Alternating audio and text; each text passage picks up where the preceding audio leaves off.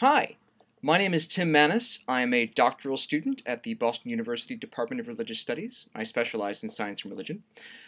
When I was growing up, I was a science nerd. I'm sure you all had kids like that in your class. I read lots and lots of books of popular science, and so much so that it made me want to be a scientist when I grow up. And in fact, I did go on to get a bachelor's degree in physics from the University of Chicago.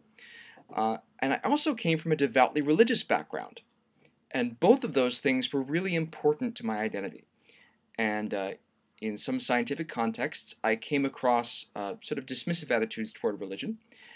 And from some of my deeply religious family and friends, I came across worries about science, unwillingness to accept key scientific foundation truths like evolution by natural selection or Big Bang cosmology.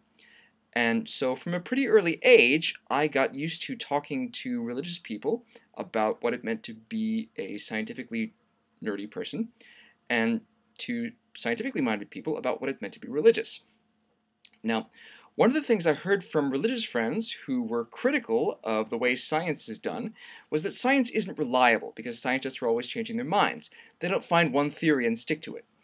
What they misunderstand, I think, is that because of advances in technology, among other things, scientists are always being confronted with new ways to get information about the world and new ways to analyze the information they have. So any way of talking about nature that didn't reflect those constant changes in technique would seem inadequate to scientists. As another example, on the other side, a few days ago I saw the answers that Bill Nye and Ken Ham gave at their recent debate to the question, what would change your mind about God? Nye said that all he would ever need would be a single piece of solid physical evidence. And Ham, on the other hand, said that he would never abandon his belief in God, and that the implication was that Ham was being closed-minded in his response there.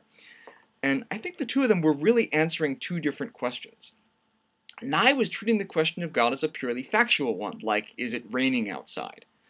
For Ham, on the other hand, though certainly the facts were important, the question ran deeper than that. First, it was an existential question, a question that went to the heart of what he thought was important and valuable.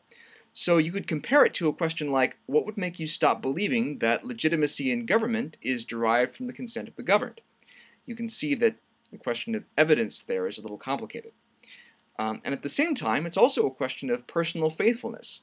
Now, we often talk about faith just as belief without evidence, but I think we can understand Ham's point of view better if we think in terms of being faithful in a relationship.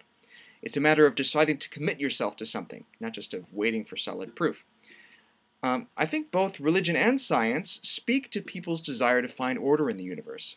Some religious people can feel threatened by science because they worry that if God's responsibility for the order of the physical universe is cast into doubt, then their idea of the moral order of the universe will also lose its foundations. By the same token, some scientifically minded people can feel threatened by religion, because religion assumes that there are some things about the universe that human beings just can't understand or predict, which is tough to reconcile with some scientific ideas of what an ordered universe means. And just like when I was growing up, I find myself on both sides of this issue. I see and I value the wonderful beauty and power of scientific explanations, the fact that we can explain everything about electromagnetism using a set of equations that fit in a t-shirt. That's wonderful. And I also feel the importance of knowing that there are real ethical truths out there that don't rely on human opinions, that have a deeper guarantee in the nature of the universe, and that sticking to some beliefs that make sense of my life is more important than what I see and understand at the moment. Because, after all, that's what commitment's about.